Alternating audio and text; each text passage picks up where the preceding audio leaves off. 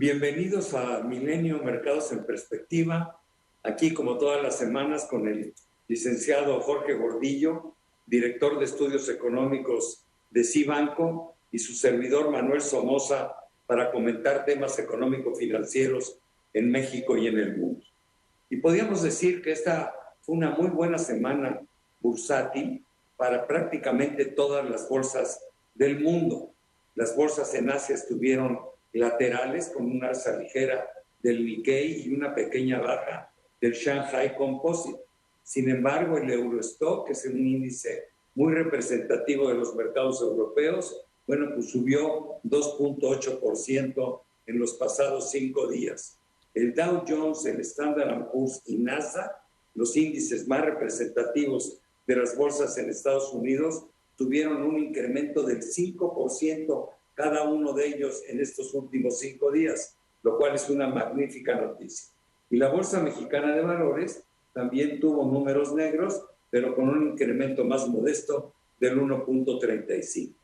También fue una buena semana para el euro y para el peso.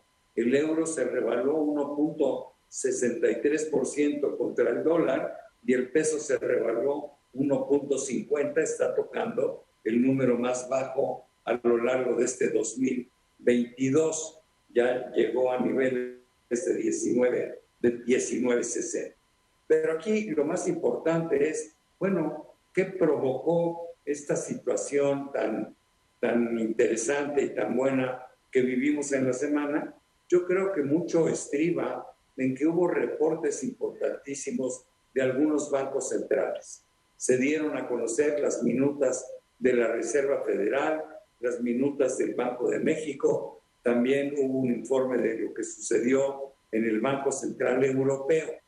En Estados Unidos, yo creo que la mejor noticia es que no hubo malas noticias al leer las minutas, pero el licenciado Gordillo nos dará un poco más el detalle. En el caso del Banco de México, quedó más o menos abierta la posibilidad de que en la próxima reunión algunos de los miembros que votan para ver cuál es la tasa de referencia insistan en subir 75 puntos base en lugar de 50, lo cual seguramente también es parte de lo que benefició la cotización de nuestra moneda con respecto al dólar. Y en el caso del Banco Central Europeo, la señora Lagarde fue mucho más prudente. Hay que tener en cuenta que la inflación en Europa es, sobre todo la subyacente, mucho más baja que en Estados Unidos, pero de cualquier manera dijo que en junio pensaba empezar a subir tasas de interés, aunque la expectativa en Europa sea un crecimiento, en el mejor de los casos, entre medio y 0.75% de aquí a diciembre. Pero yo creo que el detalle nos lo puede dar más el licenciado Gordillo. Jorge, adelante, por favor. Gracias, Manuel. Saludos a todos. Sí, lo que hemos estado viviendo, comentaba la semana pasada que los mercados iban a estar sujetos en esta especulación, adelantarse qué es lo que pueda suceder hacia adelante, que es muy incierto. Esta situación de la inflación parece por momentos que puede estar alcanzando sus niveles más ya de techo, sus niveles de inflexión, pero no es seguro, tenemos que esperar algunos meses para confirmarlo. Y con ello, lo que va a hacer los bancos centrales para tratar de contenerla y bajarla rápidamente, esta inflación que está afectando al mundo entero en cuestión económica, porque este pleito por la inflación está enfriando a la economía de todos los países y a la perspectiva económica y tiene a todos nerviosos sobre lo que suceda hacia adelante. Entonces, por momentos, hay en el mercado la impresión de que nos dirigimos rápidamente a una recesión y por momentos parece que no es así, que la economía puede aguantar estos embates para la inflación. Esto fue lo que sucedió esta semana. El mercado está un poco más optimista, pero pero no necesariamente se va a quedar con esta impresión, porque la semana que entra tenemos información de mayo importante de la economía norteamericana, la economía europea, datos de empleo, sobre todo para el mes de mayo, que podrían cambiarnos otra vez esta percepción, y así vamos a estar en los próximos meses con muchos vaivenes en los mercados. Hay que tener mucho cuidado. Ahora, ¿qué fue lo que dijo principalmente los bancos centrales que hay que llamar la atención? Primero, la Reserva Federal ya se estaba especulando que a lo mejor podría empezar a aumentar más fuerte su ritmo de tasas de interés a niveles de 75 puntos base, y enfriaron esta decisión. En la minuta se ve que no están en discusión esta subida, que van a ser, no solamente no están en discusión esta subida, sino además van a contemplar la posibilidad de enfriar subidas en la tasa de interés si la inflación empieza a dar vuelta en ir hacia abajo. Vamos a considerar que para junio empezará a reducirse el balance de compra de bonos, de la cantidad de bonos que tiene el Banco Central dentro de su tesorería, y eso puede empezar a generar algo de percepción de menor liquidez. Contrariamente, Banxico dice que sí tiene posibilidad. En las minutas, dos integrantes consideraron que sí puede ser que empecemos a aumentar en 75 puntos base si la inflación no cede. Entonces es una señal diferente a la FED, las dos a favor de los mercados financieros, sobre todo los de los más riesgosos. Y el Banco Central Europeo diciendo que va a empezar a aumentar tasa entera, que no se quiere quedar atrás, y esto también le beneficia al euro, que estaba ya demasiado depreciado, ya estaba muy cercano a la paridad con el dólar, y esto lo va a alejar un poco y le va a dar condiciones al mercado un poco más aceptables a lo negro que estábamos observando en semanas anteriores.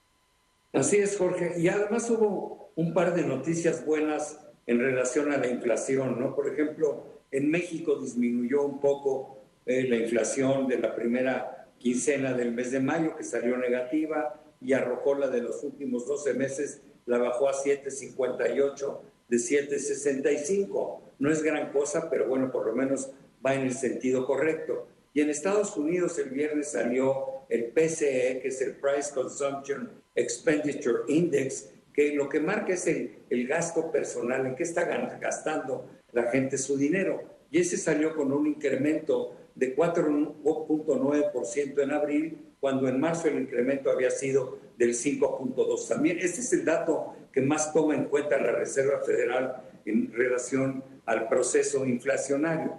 No es que se esté marcando una tendencia todavía, como bien lo apuntas. Sin embargo, bueno, pues no podemos dejar de decir que ahí están esas noticias que a mí me parecen buenas. El tema que sigue lastimando el ánimo de los mercados es la guerra de Rusia con Ucrania. Yo honradamente no tengo idea de cómo se va a resolver ese conflicto, pero me queda muy claro que es una situación que nos está lastimando a todo el mundo, porque aunque no son grandes potencias económicas, ni Rusia ni Ucrania, sí son grandes productores de energía, y eso pues ha llevado los precios del petróleo y del gas a niveles que son demasiado altos, reducen la capacidad de crecimiento del mundo, por supuesto mucho más en Europa, ¿no? Entonces, dicho lo anterior, pues es un evento que ojalá y se pueda resolver relativamente rápido.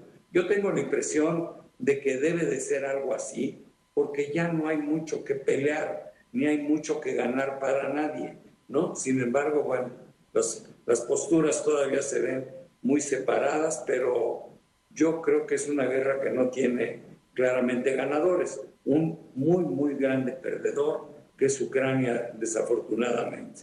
Vi las discusiones en el seno del foro de Davos, cómo se centraron en este conflicto, posiciones muy extremas, la de Henry Kissinger, muy sabia, la de Soros, muy ideológica, pero muy encontradas, ¿no? Kissinger dice ya debería de rendirse Ucrania, ceder la parte que además pues estaba ocupada 70-80% por los rusos, y se acabó, y concentrarse en lo que le queda y concentrarse en reconstruir a su país, ¿no?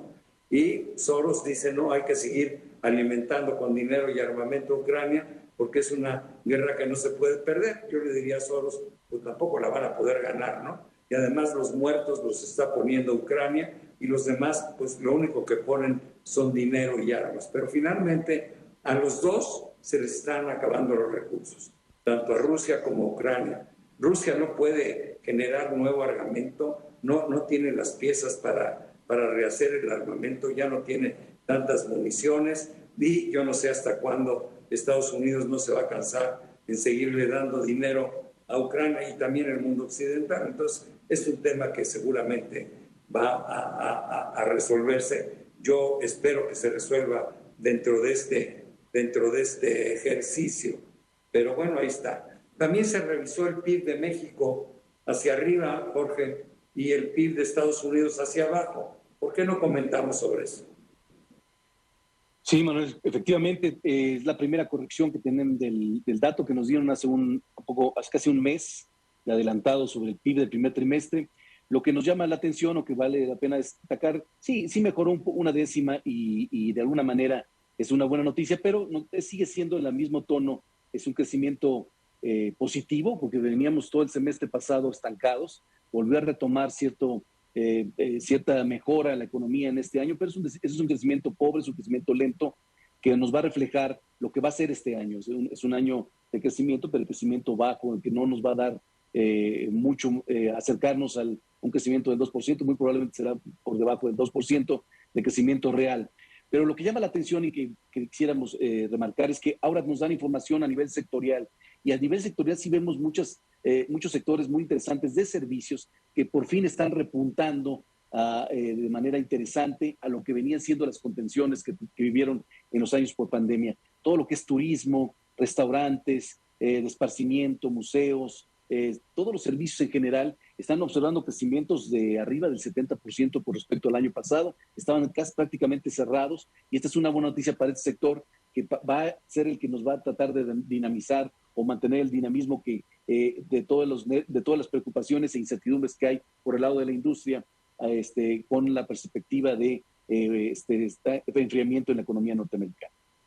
Pero bueno, finalmente los datos que acabamos de ver de México nos llevan a pensar que nuestra proyección es la correcta, que a lo largo de este año el crecimiento de nuestro producto va a ser de 1.9%. ¿Estoy equivocado? Así es. Muy bien. Oye, pues ya se nos acabó prácticamente el tiempo.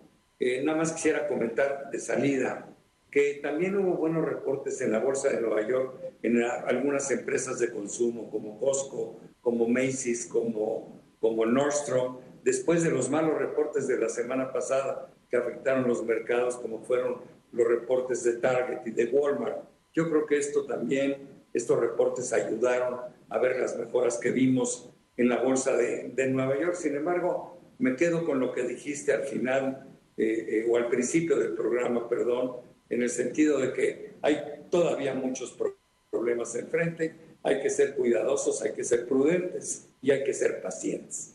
Con esto yo te doy las gracias y me despido, Jorge, pero sobre todo gracias a todos ustedes que están con nosotros semana a semana aquí en Milenio Mercados en Perspectiva.